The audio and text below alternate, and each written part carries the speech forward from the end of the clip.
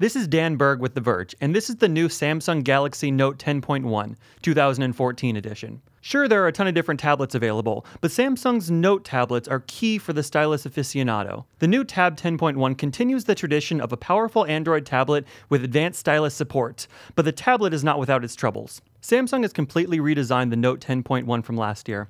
Besides being slightly smaller, thinner, and lighter, the Note has lost the smooth fingerprint-prone plastic backing in favor of a faux leather texture that's actually quite pleasant to hold.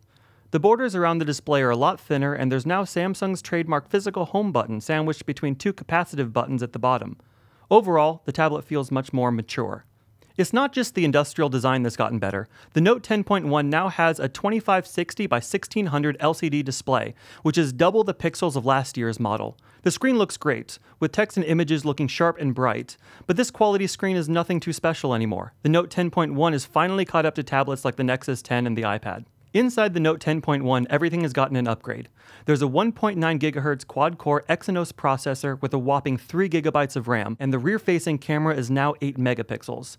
The 10.1 comes pre-installed with Android 4.3 Jelly Bean with, of course, Samsung's TouchWiz interface right on top. As expected, the S Pen plays a new and improved role with the Note tablet. There's now a widget called Air Command that opens whenever you pull the pen out, or can be conjured by hovering over the screen and pressing the S Pen's button. This allows users to take a quick screen capture, jot a new note, open a search, or open an app in a tiny window by drawing a rectangle on the screen. Handwriting can also be used for any text field by hovering the pen and tapping a small button that appears, and the transcription is pretty accurate. The biggest addition to the Note's user interface is the magazine-style interface that's reminiscent of the HTC One's Blink feed, but better. Powered by Flipboard, there's a different column for different types of content, titled News, Personal, Here and Now, and Social. The biggest issue with the 10.1 is that the interface is still frustratingly slow. Despite the big boost in power, there were still trace amounts of stuttering when swiping between home screens, especially if I hadn't used the device for a few minutes.